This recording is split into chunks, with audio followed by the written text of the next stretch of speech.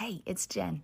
Have you ever listened to one of the episodes and thought to yourself, oh, I wish I could leave a response to that, or I wish I could leave feedback or ask a question? Did you know there's actually a way to do that in Spotify now? I know, it's super cool. So if you head over to Spotify and search for Java with Jen podcast or Java with Jen Hearing God's Voice for Everyday Life, you may have to search all of it. And then you go and check out my most recent episodes. There are polls and Q&A options that you can weigh in on, and I can connect with you that way over here on this platform. I usually use Instagram to connect with you guys, but now with this feature from Spotify, it's a super cool way to engage with the content of each episode and talk to me directly. I'm looking forward to hearing from you guys. So go head over to my latest episodes on Spotify, and let's do that right now. Hey friends, have you ever had to wait and wait for what seems like forever for a promise or a dream to become a reality for you? Perhaps you're still waiting. Well, today's guest knows that feeling well and shares her story of how she went from a young girl designing sketches and selling them to friends, dreaming of working in fashion, to finally, 15 years later, getting invited to design and share her line at New York Fashion Week. For those who don't know, New York Fashion Week is the stage that all other designers, retailers, and bloggers watch to take their cues from. This is a big deal. This journey, though, has not always been easy for her, and it has required her patience, her faith, and God's favor, something that maybe you could relate to also. The best part is, I'll explain later in the episode how you can have a direct hand in making this dream a reality for her. Stay tuned. Grab your cup of coffee and listen close so you can be encouraged as you also wait for your own dreams to be fulfilled. Hi, you're listening to Java with Jen with your host, Jenilee Samuel. All right, so I met Bria. I started stalking her online when a friend had sent me an article in our local magazine of this local girl who is a designer and just got invited to go to Fashion Week. And I was like, oh my gosh, I need to meet this girl. And so I couldn't find her on Facebook or Instagram yet because I was looking for her name, couldn't find her. And so I messaged my friends back and I was like, oh my gosh, you guys help me find her so I can stalk her. And so, which sounds so creepy. And so I did finally find her on Facebook and sent her a message and was like, I am so excited for the journey that you're on and how your faith plays into this and stuff. So I was like, let me take you out to lunch. So we went out to lunch a couple weeks ago, got to know each other. And so this is Bria Evans, a local to Beaumont. And Bria, why don't you explain a little bit, just like in capsule form, because we'll get into the questions in a second, but in capsule form, what you do and what you're doing. So I am a fashion designer out of Beaumont. I am currently prepping for New York Fashion Week, which I'll be going to in September. It's so exciting. I know, I'm so excited. And so that's really what I'm working towards right now. It's just getting everything in order for that. So I'm excited. It'll be my first collection as a brand. So right. Yeah. Now, okay, wait, I don't want to get ahead of myself and ask questions. Okay, well then let's start with you then. So where are you from? Where did you grow up? Have you been here forever? Yes, I'm from Beaumont, born and raised. Pretty much all of my family is from Beaumont. Well, on my mom's side, my dad's side is from Galveston. So we travel between Beaumont and Galveston, but I was raised in Beaumont. Okay. Yeah. Okay, so you are a true local. Yes. Well, then, since my next question was, where's the favorite place you've lived? Have you lived outside of Beaumont? I have. I went to Louisiana State University, LSU, for a year. So I lived in Louisiana for a year, Baton Rouge. And then the majority of the time I lived in Dallas for schooling. I transferred to the Art Institute of Dallas. So from 2013 to 2016, I lived in Dallas, which was awesome. Was that your favorite? Yes. Because that's like big city life. Yeah. It's Dallas. Like going to New York without like going to New York. It's like New York on a smaller scale. Right, yeah. Okay, so Austin is Texas is LA. Right. And Dallas is Texas is New York City. Yes. Okay. No, I'm totally with you on that. That's awesome. Okay, so Dallas is your favorite. So, okay, well then this is a more personal question. What is your favorite restaurant? And what do you like to order there? Okay, so I don't really have a favorite restaurant, but there's a place out here called Real Cajun, and they have Boom Boom tacos and their shrimp tacos. Well, you can get fish or shrimp. But they put like a sauce on it, and it's like you taste it at first, and it's not like, you're like, oh, it's not that hot, and then it kicks. Oh, no. But it's good. It's really, really good. Really? So I love their shrimp tacos, and then in Dallas, there's a place called Rodeo Goat. Okay. And you find these strange name places. My goodness. Actually, okay, so my sister, she's like a foodie. And so anytime we go visit her and my brother-in-law in Dallas, she's like, let's go try this restaurant, you know. So this one time we went, and she's like, there's a place called Rodeo Goat. It's a burger place. Let's go. So we were like, okay, I'm not really a burger person, but her and my brother are. So I was like, okay, majority rules. And so I'm looking through the menu. I can't remember the name of the burger, but it has like a bacon onion marmalade. What? That sounds delicious, actually. And I was like, okay, if I'm ever craving a burger, I might eat a burger like 4 times out of the year. And I'm like, if I'm ever craving a burger, I want to come back for this one because it was delicious. But I could eat that sauce by itself. No kidding. But that sounds amazing. It's good. If you're ever in Dallas, Rodeo Goat. Rodeo Goat. Okay, now what was the other place that was here? Real Cajun. It's in Mid-County, though. It's not in Beaumont. What is your favorite fashion trend right now? What are you loving? Ooh, because we're in spring, heading into summer. I'm really liking, I know this is kind of random, but like mules, like shoes. Yes. I'm really like obsessed. Like I have probably like 6 or 7 pairs of mules. Yep. I don't know what it is, but they're just like comfortable. They're easy to slide on. If you get a statement pair, you know, that can be the statement piece of your outfit. So I'm with you on that. Last year was my discovery of mules. Yeah, me too. Yeah, and I was like, where have these been all my life? Yes, mules and slingbacks. Like, I have 50 pairs of all of those. Yes. Yeah. Okay, for those who don't know what a mule or a slingback is, a mule is a shoe where it's like a closed-toed shoe, but it's just the front half of the shoe. Right. And the back is totally open. Yes. Like, there's no heel or anything. It's just open. So it's like a flip-flop, but it's a totally closed toe. Closed toe. Yeah, and then a slingback is similar, but it has like a little strap around the ankle. Yep. Or around the back of the heel, I guess. That's it. Yeah, slingbacks are great. I don't know if it's because I have narrow feet. Slingbacks don't stay on my feet. Yeah. I have narrow feet, so I try to go more for mules than slingbacks because, the strap doesn't stay. Yeah. See, you just need to design some slingbacks for us skinny-footed people.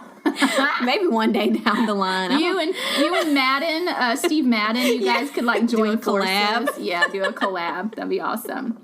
Okay, so then take us into your journey with fashion. Is this something that you've always wanted to do? How did that start? When did you know this is my thing? Yeah, so I've always been like a creative person. But when I was 10 was whenever I discovered like fashion was what I was going to do. My aunt, she's actually a costume designer now, but at the time she made like this wedding gown, and I was like, I want to do that. Yeah. And so my parents told her, and she got me a fashion kit for Christmas that year. And so, I mean, like I spent every second of every hour in class sketching out stuff. My mom said like, she knew I was going to be an entrepreneur whenever I started selling my designs for 25 cents to my friends. That's the best. In elementary school. And then like my friends will remind me like, you used to critique our designs and stuff. Oh. So I've always wanted to be a fashion designer. So yeah. That's a gift. Like not everybody knows that clearly. Right. What that's what everybody says. Like, you've been knowing you once. I'm like, yeah. Believe it or not, I went to school to be a vet. Really? Which is how I ended up at LSU. What? Oh, okay. So you're going for their veterinarian program, right? Oh, well, that's random. I know. Well, I love animals, and so my sister, she's 2 years older than me, and like we always said we were gonna go to Juilliard together when we graduated. And so when she graduated, she was like, "I'm going to school to be a dentist." Oh, so you're like, no. Yeah, so I was like, well, maybe I need to go to school to be something serious too. And I was like, well, I love animals. I could be a vet. My parents sat down. They talked to me. They were like, look, do you really want to be in school for the next 8 years of your life? I was like, you're right. No, I'm so glad your parents did that. Yeah, like they had a serious talk with me. Like, so we had a graduates banquet at our church, and we have to announce like what we're going to school for. And I was like, and I'm going to school for pre-veterinarian studies. And my parents were like, what? Say what? So that night they talked to me. They were like, now let's decide before you leave for college. Yeah. So before I ever got to LSU, I had changed my major to fashion design. Okay. Yeah. What was your click that you were like, yeah, clearly I need to take the leap of fashion design? I guess them like really just being like science for the next 4 to 8 years. Right. I was like, you're right. Okay, never mind. You're like, who's gonna say that? I really wouldn't have minded, like, you know, she had a former student who was telling her how she had to like dig in the cow's rearing. Oh, Lord Jesus. And I was like, I wouldn't mind doing that, but it was the science that got me. I was like, yeah, I'll stick to fashion. Yeah, well, and fashion probably involves a little science, but probably a whole lot of math. Yes, a whole lot of math, which I can deal with fractions, and like now that I've been doing it for so long, I can kind of just easily like in my head like, oh, okay, like I can easily look at something and be like, that's half of an inch or that's quarter of an inch, like really? I can eyeball it now. Wow. But yeah, not nearly as much as science as it is math. That's crazy. Yeah. Isn't it amazing what your eye can learn to do? Like, yes, I can look at someone and pretty much gauge, okay, you're this body shape, you need this inseam, you're probably about this size on top, this size on bottom, you're about this tall, maybe weigh this much. Yeah. Like, I can kind of I would always like when my pattern making teachers would walk us through like the process, they would just like okay, half of an inch right here and walk it around, and I'd be like, how did you do that? And now I'm like, I get it because you know I've been doing it for so long. So yeah. That's so cool. That's so cool. So what gives inspiration to your designs? I mean, I've watched the Project Runway. I'm sure you've probably watched every episode. And it always amazed me the interesting environments they put them in with the purpose of getting inspiration for their designs. So what's your process? And see, I would struggle. Everybody always asks, like, are you going to go on Project Runway? Have you ever considered it? And it's always like, no. Really? Too much pressure? It's the time, like 24 hours to design and sew. Like, that's insane.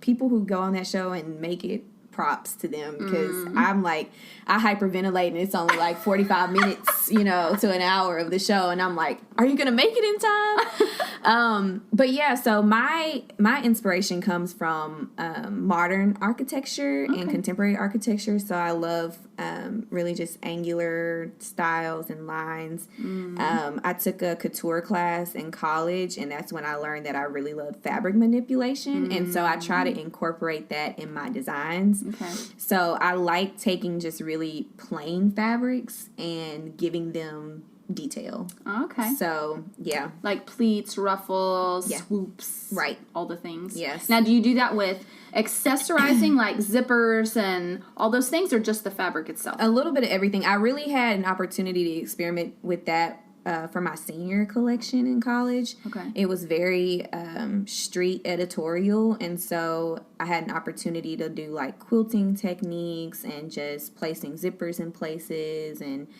the collection was kind of inspired by what life and fashion might be like, influenced from technology in the next 5 to 10 years. Oh. And so I got to play around with like a lot of different fabric manipulation techniques, which was very fun. Okay. And that's kind of when I was like, okay. That's pretty cool. Jay Bolin does that a lot. Yes. If you guys don't follow stylist Jay Bolin, oh my gosh. He does prints in a way that it's like, how did you do him? And Dom Streeter, I don't know if you remember her from Project Runway.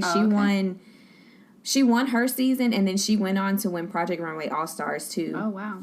But the way that she does prints is like insane. Mad crazy. Yeah. Like if I tried to do that, it would come out being a hot mess. I know.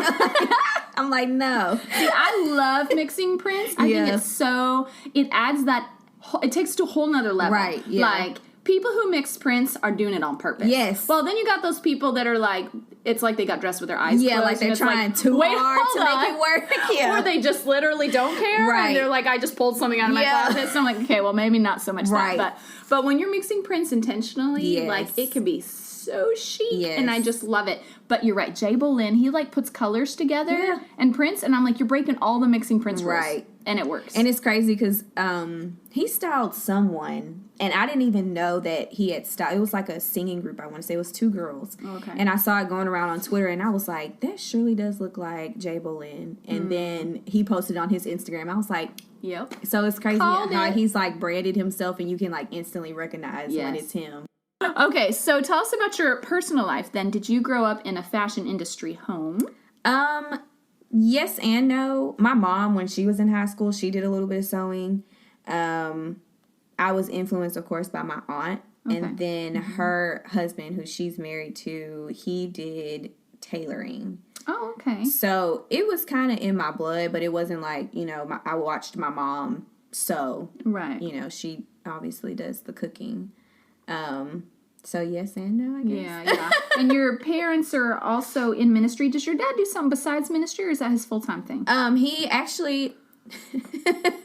So my dad has 3 degrees, 2 in business and 1 in technology. So currently he works in technology. Oh, okay. But yeah, for the majority up until 2 or 3 years ago, my dad was full-time associate pastor at our church. Yeah.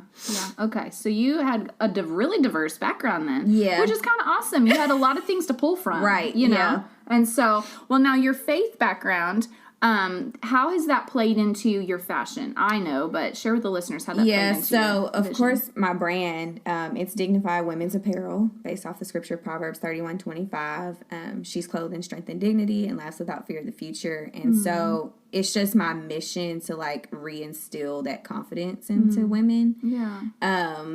But yeah, that's really how my faith sort of plays in. I didn't want me to be the center of it. You know, a lot of people name their brands after themselves. Sure. And well, I didn't do that for 2 reasons. we were told in school, like, never like copyright yourself, if you go on and decide you're going to retire from it and you have to pass it on to someone, they have rights to your name. Oh. And so that was one reason, but the other reason was like, don't let me. That's true.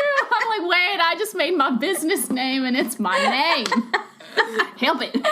So that's one reason, but the other reason was I didn't want me to be the center of it. Sure. And so I wanted people, when they come to me, to recognize, that this is God moving in this. Yeah. So, yeah. See, and I've grown up in ministry as well, as we talked about at lunch. And something that makes me really, I guess, growing up, as you've probably encountered, with dress codes and like, there's modesty. And I don't know if it was like a movement that was kind of a thing when we were growing up, or if it's just always been a thing. But I feel like women and beauty, and I feel like there was always kind of shrouded with a sense of shame and materialism. Yeah. And I grew up, I grew up always wanting to look cute and do my hair and have a cute outfit because it was just in me. Right. And my sisters would make fun of me, which they both apologized since then. They're like, we were stupid, we're so sorry. But, and I wasn't allowed to look at magazines, which I am thankful for because it protected a lot of my self-image, I think. But there was all these messages sent to me around fashion and beauty that came with this connotation of, oh no, if you really care about that, you're probably super shallow or really ungodly, right. And now though, I feel like as I got to know the Lord, this love for my beauty came out, like not in an egocentric way, but like God gave me beauty, and I began to love how He made me. And began to love my femininity, something that I was always kind of like feministic about before, And it was like, as I've gotten to know the Lord, like I see how much He really values, like the way we dress, like the Proverbs 31 woman. She used silk to dress her family and fine linens, and all these different scriptures that as I began to explore style and fashion, I began to look in the Word, and I found way more scripture in support of good style than I did against, and like against, it was just the one, and it was like, hey, just don't let this be the center of your identity, basically, And so how have you seen that conflict kind of, maybe, I don't know if it's resolved, or like how have you found your voice on that topic now that you're in fashion coming from your background? That was always like the hard part for me, because like, I was like, okay, God, like, I know this is my gift, but how do I use it in a way that glorifies you without preaching modesty or like, your dresses have to cover you completely up and, you know. Yeah. So, for me personally, it's just, I know what I prefer to wear, you know, and so that's sort of how I've resolved it. I don't like, you know, necessarily wearing skimpy clothes and, you know, but at the same time, I don't like being covered up all the time, you know, and so I feel like there's a way to be fashion forward without exposing every part of your body, right, you know, right. And you don't have to do it in a way that shames other people for choosing to dress that way.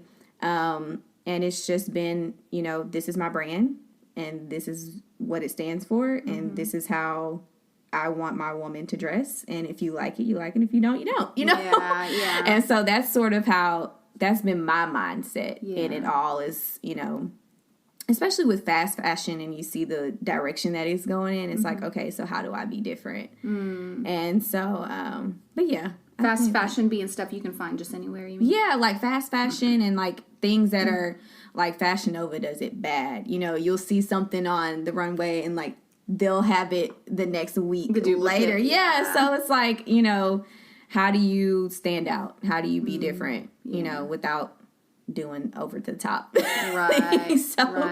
Yeah, and I mean, like I said, you just have to define what your limits are and where you're willing to go, because it's very easy to say, you know, I want to do this just so I can be successful. And so that's kind of been my mindset in all of this. It's like, you know, define your customer, and if they want to buy from you, they will, and if they don't, they don't. Yeah. And I make clothes that's like very, I feel like fashion forward, and I think about myself, I think about my sister, I think about my mom, you know, I think about women who are, you know, believers who might not be believers, but people who are believers, they might want to wear something that I make to church. You know, it's like, okay, could I see a woman wearing this to church? You know, because I do have a lot of people who support me and they are Christians and women, you know, in ministry. And so I do keep that thought in the back of my head when I am designing. But at the same time, I do want it to be fashion forward. You know, I do want to make trends and make statements. So yeah, that's really cool.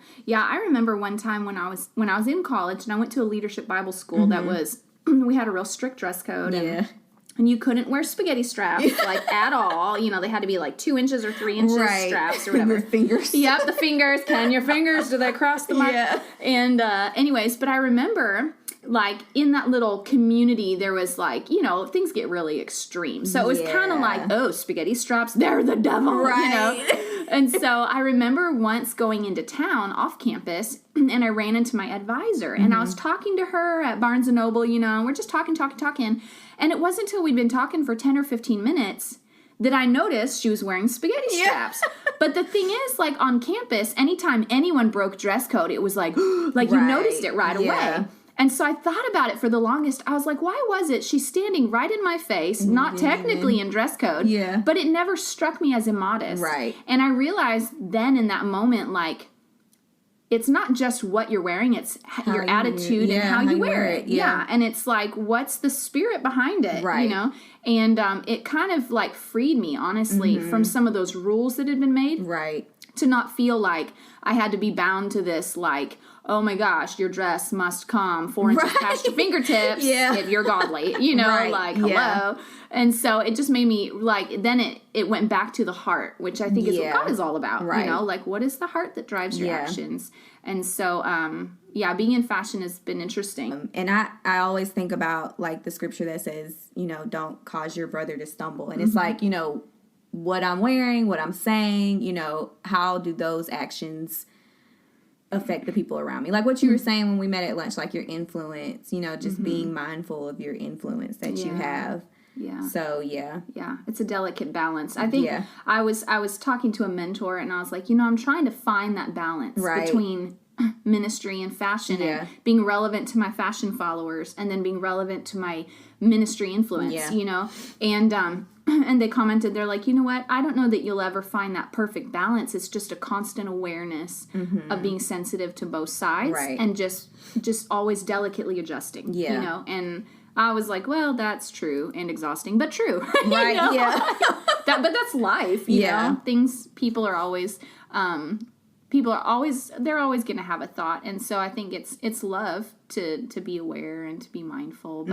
But I think there's a lot of, I think the Lord, all of this little part of the conversation to say, I think the Lord is also in this time, like redeeming women and redeeming the female image. Yeah. And we see the world going off on the far end where it's trying to violate the image of male and female. Right. But at the same time, I see God like drawing women back to the forefront. Yeah. And women speaking up with the Me Too movement. Right. Like, I feel like God is trying to give women their voice back, you know? And, like, the world will always take things to a perverted extreme. Right. But I can still see what God is doing behind it, you know? And I feel like in that, he's also trying to redeem beauty. Like, beauty is part of God's nature, you know? It's not part of hell's nature. Yeah. It's definitely a characteristic of the Lord. And so I try to, with the women that I mentor and stuff, I try to reiterate to them, like, it's good that you're beautiful. Yeah. You don't have to apologize for that. Right. Like, that brings glory to God. Beauty is refreshing. Yeah. And God made it that way. Right. And so trying to just redeem that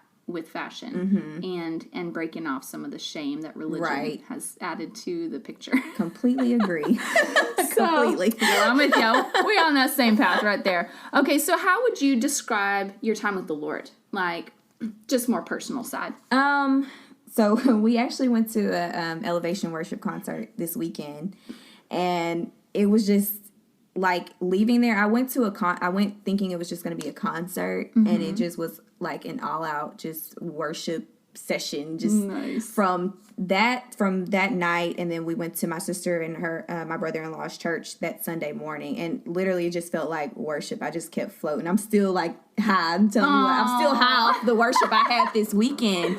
But just those intimate moments where it's just like you and God and just work, like that's just my favorite thing to do, is just to be in his presence and just, you know, really hear his voice, because a lot of times we go in with our agenda and like, you know, I need this and I need that, you know. And so I feel like for me now it's important that I go in with, you know, God, what do you want from me? You know, not what I can get from you, because I know you're going to bless me with, you know, things that are the desires of my heart, as long as they align with his plan. But yeah, just going into it, just, you know, trying to hear what God wants from me instead of the other way around. That's so good. That's so good. So do you have like a life scripture that kind of guides? I think it just depends on what I'm going through in the moment. You know, I'm always looking up, like, you know, anytime I'm having self-doubts, you know, okay, God, I need you to speak to me. The way he really speaks to me is through music. And so a lot of times, like, I'll listen to a podcast and like a song I haven't heard in like 3 years will come up in my head, and I'll just play that song and just really like reflect on what the words mean to me. So yeah.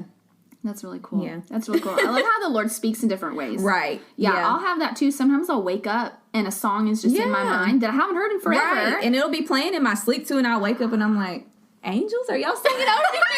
Like, what's going on? Well, the Lord does say he sings over us. So, you know, that's probably what that is. Yeah. Okay, so my questions kind of bounce around a little bit, but what do you wish that you had known starting out? Like, starting out in your fashion journey, what do you wish that you would have known? That it wasn't going to be a quick journey. I mean, people told me that, but I'm like, and see, you know, I'm very humble now because God had to humble me.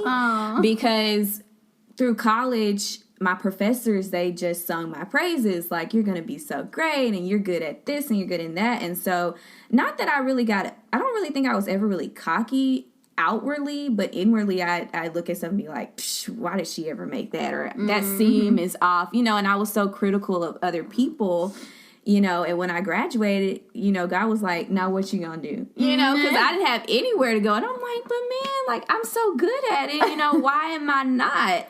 And so I definitely had to go through like an humbling experience. Like Joseph. Yes. And so, but that's one thing that I wish I would have known, was just like, it wasn't going to happen overnight, you know, because things would happen. Like, you know, I made a beautiful prom dress and I'm like, okay, this is going to be the dress that starts my career. And it didn't. And then I went to Fashion by Houston. I'm like, okay, somebody's going to be there in the audience that sees my work and it's going to start my career. And it didn't. Yeah. And so it was like, okay. So yeah, I definitely feel like I wish I would have known, like, it wasn't just going to happen overnight. Like, there was going to be some things that I had to go through to get to where I am now. But Yeah. So then now, as you're given opportunities like Fashion Week, Yeah. I mean, probably the temptation is there to be like, okay, Fashion Week's going to start my career, you know? What keeps you, like, from getting on that roller coaster? I guess just going in it, like, this has just been my thing, even with the designing process of it, is like, you still have time, you know? And I'm thankful for every day that I get to wake up and, like, do what I love, you know, another day, because I know that's not promised. But definitely just knowing that, like, this is the start, and you have time to become everything that God intends for you to be. You know, you don't have to do it all at once. Because when I first started designing, I was like, I want to do this. And God was like, it's just you. Remember that. You're the only one. You're the only one patterning. You're the only one sewing, you know. And so he just had to remind me, like, you have time to grow, you know. So just take it, like, do the best you can for this. You know, this is your first collection as a brand, so focus on that. Do it well, you know, and then grow from that. Because it's like, if I would have given my all just to this show, it's like, okay, where do I grow from here? So just reminding myself that, you know, I have time to grow. That's so good. That's so good. And that takes a lot of pressure off. Yeah, it does. It really does. Yeah, because then you're not like, my whole future rides on this. Right, yeah. You know, and like, I have the skills there. I'm really good. Once I get the patterns out the way and I'm able to start sewing, like, it takes me, you know, a day or two to do a whole outfit. So I'm really good on that end, and it's good quality.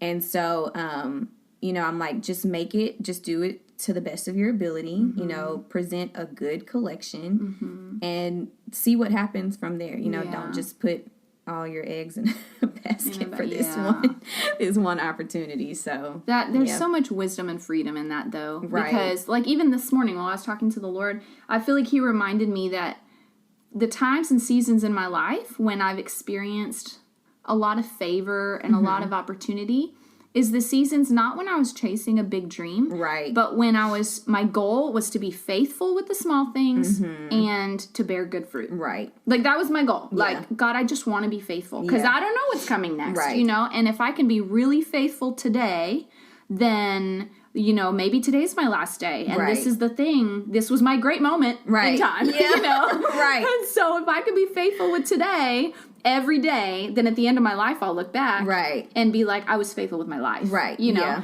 And it takes a lot lot of pressure off. It does. Yeah, I mean, like, New York Fashion Week was not on my radar at all when it came. My 25th birthday, I remember, like, driving back home. I went to Dallas, and I remember driving back home, and I was just crying. I was like, God, I just don't want to live life without purpose. Like, that's it. You know, I don't care what it is. I just need some purpose in my life. Yeah. And, I mean, 2 or 3 weeks later, that's when I got the email about New York Fashion Week. I wasn't searching for that. You know, I didn't apply. I wasn't, you know, that wasn't even crossing my mind. I was like, I just want to make clothes. You know, I just want to do what I love. Yeah. New York Fashion Week was like mid-career goals for me. I wasn't even aware. I was like, okay, I'll get there when I'm like 35, you know, like I was not worried about that at all. Wow. So, you know, and I mean, it literally landed in my lap.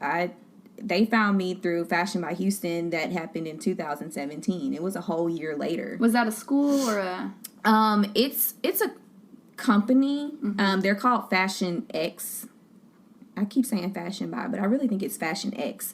But they do one in Houston, Austin, and Dallas. Okay. And so it's kind of like a mini fashion week. So it's like for 3 days, I think. Oh, cool. And so I applied as a capsule designer. Oh. And it's a way pretty much for people who aren't necessarily established to show a collection in front of, you know, influencers and stuff like that. Okay. So that's what I applied for that and went to the show.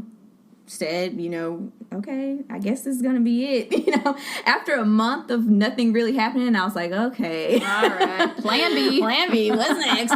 And so I guess my work was on their website. Oh. And that's how their curators, Oxford Fashion Studio, who I'm doing New York Fashion Week through, that's how they found me, was through my work from Fashion X. Wow. Yeah. So that was literally just like a favor moment. Right. Like God was just like, and here you go. I literally applied. We found out my mom was actually the one who told me that they were taking applications for it, and it was like a day before the applications were due that I applied, and ended up getting accepted. So see, what looked like a failure, dear listeners, what looked like a failure was your doorway. Right. Exactly. And in the meantime, your character was being refined. Right. Exactly. Yeah. That's exactly what it was, because I was like, not that nothing didn't come from it. It just didn't come when I thought it should have. It didn't come a month later. It came a year later, And it was even bigger. Right. Now it's even bigger of a platform than what that was. Exactly. So. And I mean, just like the revelation that came when I got the invitation for New York Fashion Week and I spoke to the lady who, is my person of contact, the revelation that came from everything that I'd gone through, and God revealed to me that I was in a winter season, and I can't remember the name of the song, but it's by Hillsong. And it was just talking about how on the other side of winter, is something greater to come, And so he brought me through all the physical elements of winter and gardening during the winter time. And, that revelation of that kind of carried me through the next 2 weeks until I got the invitation to New York Fashion Week. So it was, Yeah.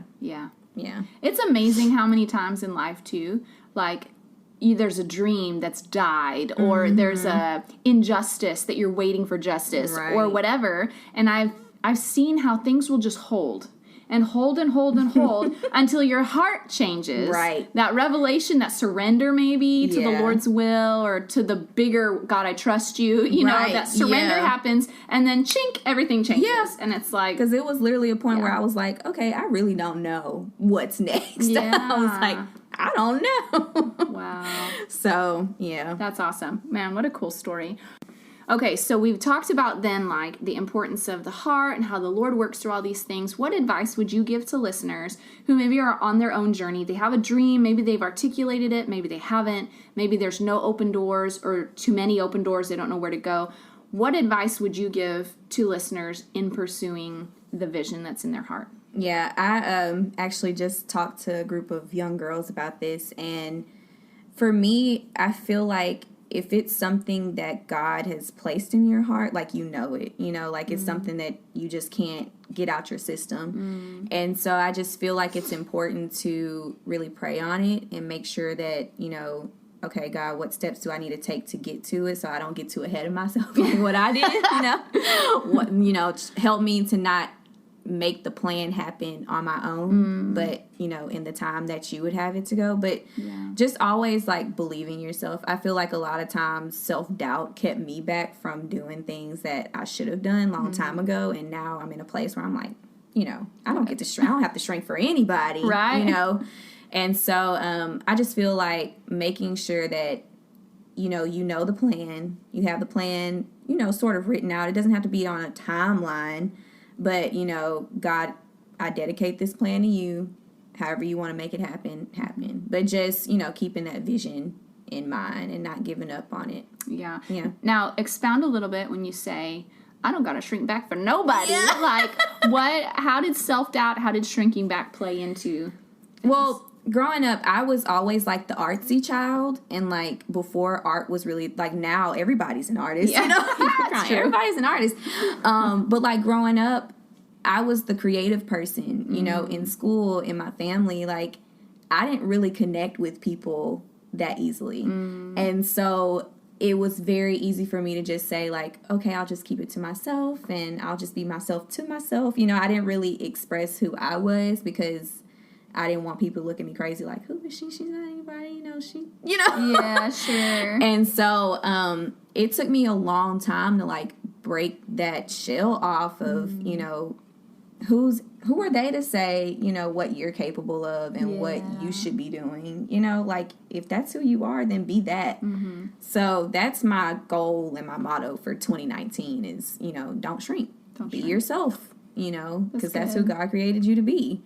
So that's so good. You need to put that on a t-shirt. Sell it. I have it on a sticky note above my mirror, like those affirmations that I say to myself every day. That's one of them. Don't shrink. You know what? That needs to be Okay, so she's fundraising for Fashion Week. We're going to go into that. You should put it on a t-shirt and sell them. It. Yes. Yeah, do it on Facebook. Don't shrink. Don't shrink. Yes. And then we'll make those available to you, the general public. Okay. So, well, then how can listeners get involved? Because you are trying to get to Fashion Week, and there's a big chunk of change that goes with it. And so Bria is fundraising, and she's been fundraising for a while. Right, yeah, since December. Since December. Yeah. Do you have a Facebook page or something real simple to point them to to find all these? My Facebook page is Dignified Women's Apparel, if you want to go on Facebook. That's easier to find. Yeah, the GoFundMe link should be on the page. Okay, and so then what does the money cover that you're fundraising? So everything that I'm asking for in donations goes straight to participation fees. Okay. So that doesn't include fabric or travel. I'm trying to, balance the cost of that. So the first installment is paid. Yes. Yeah. Thank you, Jesus. Paid it the other day, and pretty much all of that has been from donations. Okay. So that's been a blessing. Because you're not working right now. You're just designing. Right. Okay, people. Any of you wealthy entrepreneurs out there want to fund her dream, here you go. Yeah. So I have 2 more installments of $2,600 due in April. No, just paid the one for April. June and July. Okay. So it's close to about $900 covers each design with the model, hair, and makeup. Right. So that's what it all kind of goes into. Yeah. Hair, makeup, models, runway photography, PR, all of that. Okay. And how long do you have to be out there? How many times are you running your show? Just once? Just once. I show on September 7th. Okay. But I do have an opportunity to show in Milan, Paris, or London in 2020. I know. I just got so excited for you. I know. Can I just climb in your suitcase for that, please? So the goal is Milan, September 2020. Wow. So, okay. Yeah. Oh my gosh, I can't believe you just said that. That's so exciting. Yeah. Okay. Yes, people, let's get her there. Let's just get her there so we can all live vicariously through her. Put on for Beaumont, please. So wonderful. Yeah, put Beaumont on the map, girl. Yes. Okay, so the money covers that. So you'll actually be needing to have more than that because travel expenses, food, New York's not cheap, hotel, I mean. Yeah. So people, we need to show her the love. Okay. Please. So what could come out of this fashion show? So the way the company is set up that I'm going through, they put you in front of buyers, manufacturers, influencers, people who just can really help you launch your career. Yeah. And so the goal is to have an e-commerce site where I'm able to have clothes manufactured to sell on a site. It is women's ready to wear. So don't come looking for formal because it won't. And not men either, because I didn't got that too. Do you do men's? No. Oh, not yet. Not yet. I did take menswear in college, so I have the background, but it's women's ready to wear for now. So that's street styles, not the couture stuff that you see on the normal runways that are like, where'd that come from? Yeah. It's definitely wearable fashion. Okay, that's awesome. Okay, and then, okay, we kind of just answered that. Okay, I'll edit this little part out. Okay, so moving into life hacks, I'll record some midway transition things. Okay, so Bria has some genius life hacks for you. So this is your favorite segment. Whatever, I'm botching this whole thing. Okay, what is your favorite life-saving tip, Bria? As if I've never done this podcast before, Okay, what is your favorite life-saving hack? So personally, this is something that I've started this year, and it was actually, I'm a part of an entrepreneur group. Found her through a podcast. It's called Blessed and Bossed Up Society. Oh, come on. And it's for Christian entrepreneurs. Okay. And so one of the master classes that she did was talking about turning your visions into reality. Mm. And so it's something that I sit down, I try to do at the beginning of every week, but I just write out, my vision. How do I turn that vision into a goal? Mm. I write out the plan for the goal, and then I see it happen. Wow. And so that's something that, looking back at it now, it's something that I didn't really do And it was probably like, and I look at it, I'm like, well, that's probably why I didn't really get to see that come to fruition, because I didn't have a plan for it. So I feel like that's important. A lot of times, especially as creatives, we're like, I have this great vision, I have this great plan, and, you know, we don't really write it out. And so then it just kind of goes, you know, and then another year comes back around. You're like, man, what happened to that? Yeah. So I'm being very intentional about writing out my plans and checking it off. That's something that helps me too, is being able to literally like physically check something off. Yes. It's like, okay, I accomplished this goal. What more can I do? Exactly. So, and it probably helps you use your time more wisely. It does. Yeah. It definitely helps with time management. So give us an example of what this looks like. So at the beginning of the year, God petitioned me to start a blog. Okay. And so I was like, okay, what are the steps that I need to take in order to start this blog? So I needed to define what my blog was even going to be about, you know, because you can't go to a blog and be like, I'm a blogger. Yeah, right. Ta-da! What are you specializing in? So I had to narrow down like what my blog was going to be about. I had to get a website in order. And then I just kind of had to decide, like, you know, when are you going to post? What are you going to post about? What are your different, you know, breakdowns going to be about? And so that as well helped me to actually get my blog published. So end of February, beginning of March, I actually was able to launch my blog. That's wonderful. Yeah, I had to write out all those steps, and, you know, when are you going to sit down to make patterns for it? So I had to balance New York Fashion Week and making patterns for the clothes that I actually make for my blog. Is that what your blog is about? Yeah, so I feature original designs from my brand just to kind of brand my brand. Yeah. And then I also have different segments where I like to talk to other people who are in fashion in Southeast Texas in particular. Okay. Because I want to change the conversation so that people are able to be more open about fashion and connecting in that way. Sure.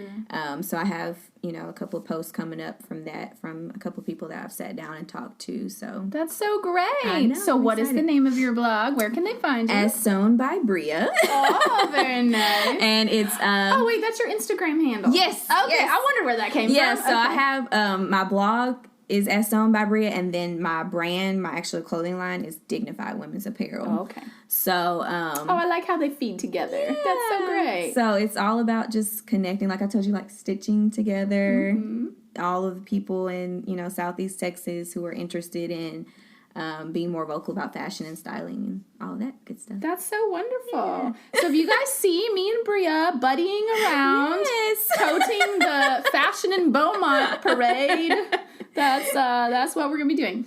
Well, that's so exciting. Bria, thank you so much. No, thank you. Coming on here. Okay, you guys, listen though. The goal is we want to get Bria to Fashion Week. Yes, we need Christian voices in these industries, and she loves Jesus, and we want to see her succeed and accomplish this dream. So her win is our win. Yes, for sure. So thank you, Bria, so much for coming. It's such a blessing.